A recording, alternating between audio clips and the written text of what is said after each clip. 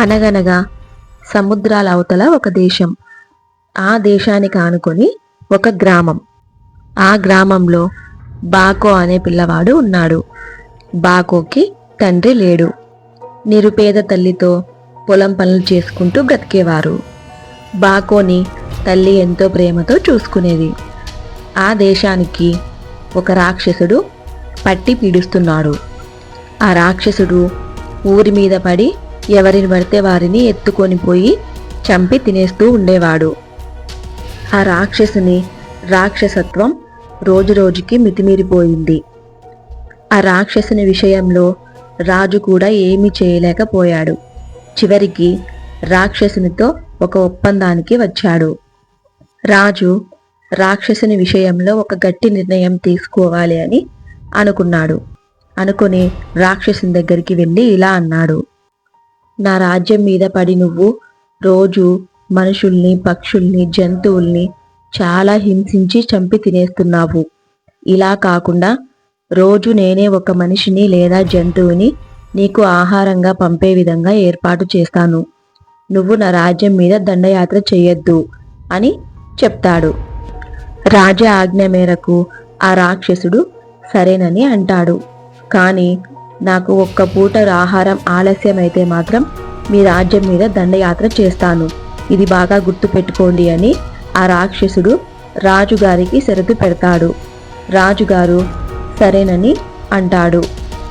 రాజు ఆజ్ఞ వల్ల ప్రజలు చేసిందేమీ లేక రోజుకొకరు రాక్షసుని గుహ దగ్గరకు వెళ్ళి ఆహారమైపోతూ ఉండేవారు. ఇలా క్రమక్రమంగా ఆ గ్రామంలో మనుషులు, జంతువుల సంఖ్య తగ్గుతూ వచ్చింది. ఆ ఊరిలో ధనికులంతా ఆ ఊరిని వదిలేసి డబ్బు, నగలు తీసుకొని వేరే ఊరికి వెళ్ళి బ్రతకసాగారు. కానీ బలహీనులు మాత్రం ఆ ఊరి పంట పొలాల్ని నమ్ముకొని అక్కడే ఉండిపోయారు. వారికి వేరే గత్యంతరం లేక రోజుకొకరు రాక్షసునికి ఆహారంగా మారిపోతున్నారు. కొంతకాలానికి రాక్షసునికి ఆహారంగా వెళ్ళడానికి బాకో తల్లి వంతు వచ్చింది. ఆమెకు ఎక్కడ లేని దుఃఖం కలిగింది. నేను రాక్షసునికి ఆహారంగా వెళ్తే నా బిడ్డ గతేం కావాలి అని బాకోని పట్టుకొని తల్లి చాలా ఏడ్చింది.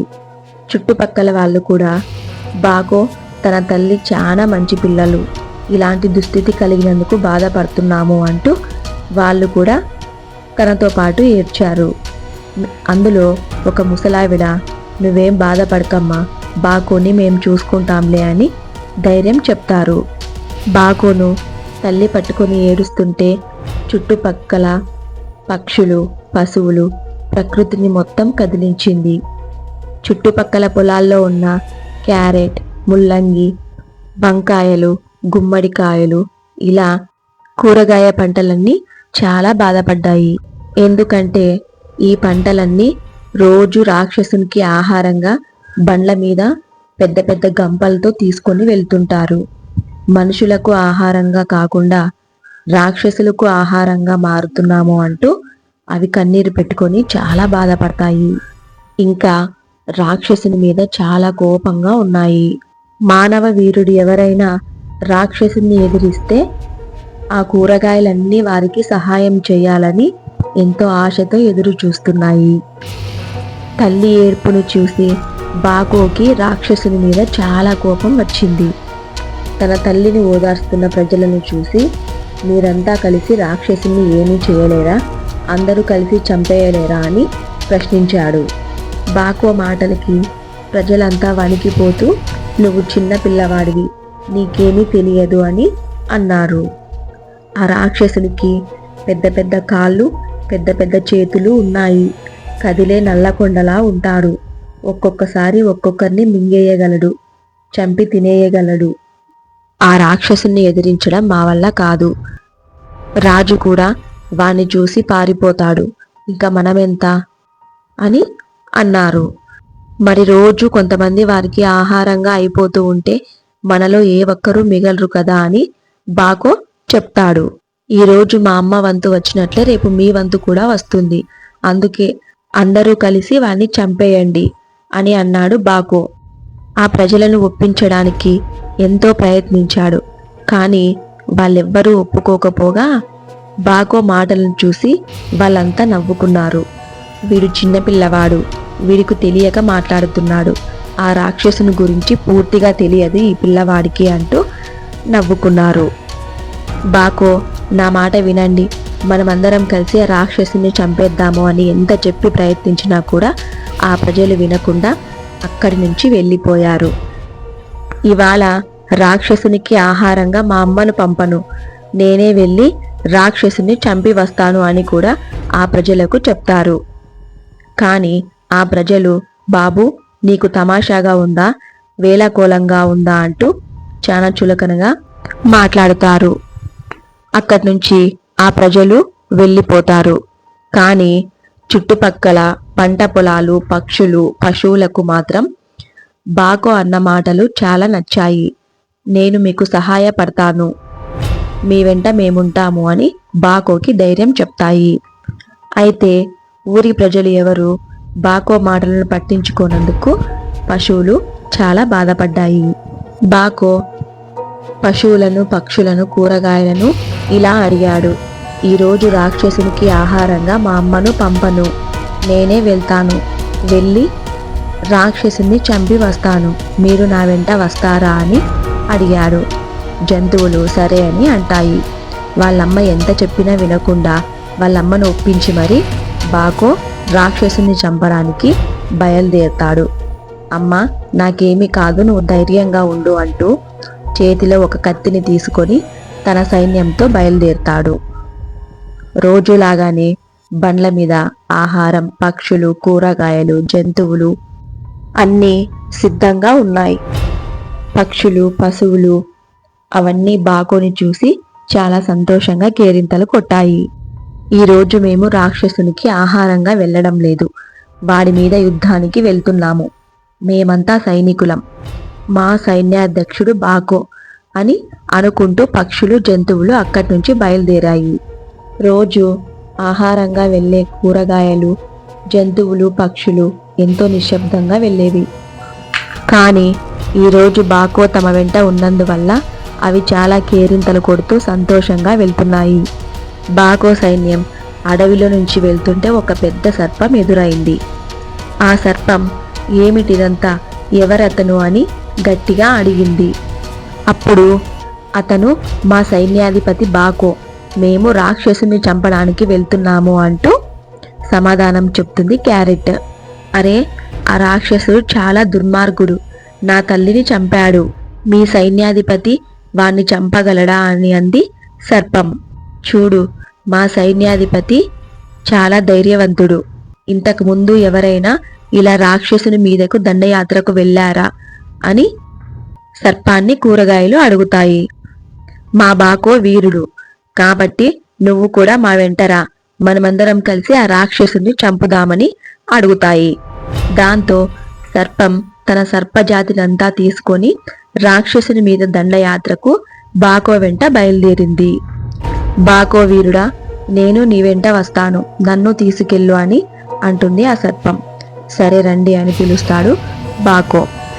అడవిలో కొంత దూరం అందరూ కలిసి వెళ్తుండగా తేళ్లరాజు సర్పాన్ని చూసి, అన్నా ఎక్కడికి వెళ్తున్నారు, ఏమిటి సంగతి అని అడుగుతాడు సర్పాన్ని.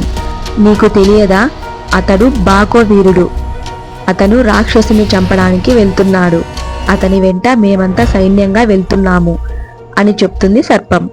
అలాగా, ఆ రాక్షసుడు నా బంధువులందరినీ చంపి తినేస్తున్నాడు, నేను మీతో పాటి వస్తాను అని అడుగుతుంది తేళ్లరాజు.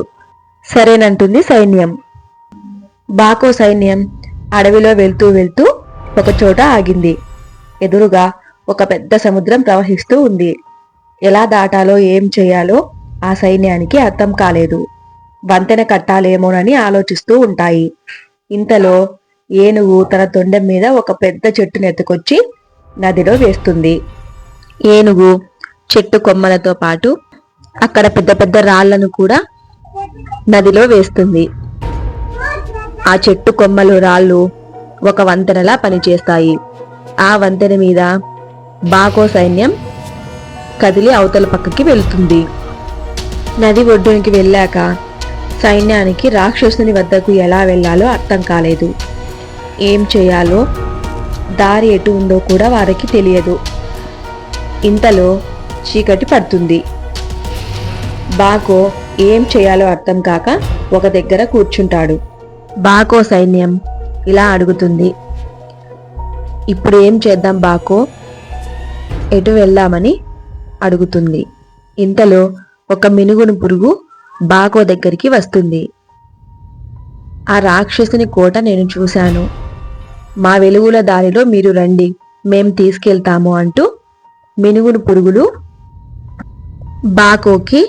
బాకో సైన్యానికి దారి చూపిస్తాయి. ఒక మహాసైన్యం రాక్షసుని అంతం చేయడానికి కదులుతుంది. చిన్న చిన్న పురుగులు, జంతువులు, పక్షులు ప్రతి ఒక్కటి ధైర్యం కోల్పోలేదు. అడవిలో నడుస్తూ నడుస్తూ చివరికి రాక్షసుని కోటకు చేరుకున్నాయి బాకో సైన్యం. కోటను చేరుకున్న తర్వాత బాకో ఇలా చెప్తాడు, రాక్షసుని సంహరించడానికి రాత్రినే చాలా మంచి సమయం అని చెప్తాడు. పక్షులు, జంతువులు, కూరగాయలు, పాములు, తేళ్ళు అన్నీ బాకో మాటలకు సరే అంటాయి. పాములు, తేళ్ళు కిటికీలో నుంచి వెళ్తాయి. ఇక కూరగాయలు తలుపుల దగ్గర నుంచి వెళ్తాయి. పక్షులు కూడా పైనుంచి ఎగురుకుంటూ లోపలికి వెళ్తాయి. సైన్యం దాడి చేయడంతో వింత వింత శబ్దాలు రాక్షసునికి వినిపిస్తాయి. తన గదిలో పడుకొని ఉన్న రాక్షసుడు, ఏంటి ఈ వింత శబ్దాలు, ఏం జరుగుతుంది బయట అంటూ హాల్లోకి కదిలి వస్తాడు. బయటకు వచ్చి చూస్తే బయట జంతువులు, ఏనుగు, పాములు, తేళ్ళు ఆ రాక్షసుడు రావడంతోనే ఆ పశువులు, ఏనుగులు అన్ని రాక్షసుడి మీద దాడి చేస్తాయి. ఈరోజు నీ మరణం మా చేతిలో తప్పదు అంటూ బాకో చెప్తాడు. ఏంటి ఈ పక్షులు, జంతువులు నన్ను చంపేస్తాయా అని ధీమాతో రాక్షసుడు బయటికి వస్తాయి. తేళ్ళు, పాములు పైనుంచి తల మీదకి దూకుతాయి. ఇంకా ఎద్దులు రాక్షసుని మీద ఎక్కి కిందకి పడేస్తాయి. ఏనుగు తన తొండంతో తంతూ ఉంటుంది. ఇక బాకో ఒక పెద్ద కత్తి తీసుకొని తన తలను ముక్కలు ముక్కలుగా నరికి పక్కకు పాడేస్తాడు. గుమ్మడికాయ పైనుంచి తన గుండెల మీద గట్టిగా పడుతుంది. అన్ని పక్షులు, జంతువులు కలిసి రాక్షసుని చంపేస్తారు.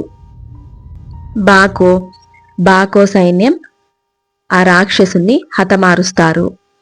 ఆ కోటను చీల్చుకొని బయటికి వచ్చి స్వచ్ఛమైన కొండల మధ్య, ఆ పూల చెట్ల మధ్య రాక్షసుని చంపామనే సంతోషంతో పక్షులు, జంతువులు, కూరగాయలన్నీ చాలా సంతోషంగా డ్యాన్స్ చేస్తూ ఉంటాయి. ఈ విధంగా బాకో తన తల్లిని, తన గ్రామాన్ని కాపాడుకున్నాడు. గట్టి సంకల్పం ఉంటే మనం ఏదైనా సాధించగలం. ఈ కథ మీకు నచ్చినట్లయితే మన ఛానల్ను సబ్స్క్రైబ్ చేసుకోండి. ఇలాంటి కథలు మనమందరం కలిసి మరెన్నో తెలుసుకుందాం.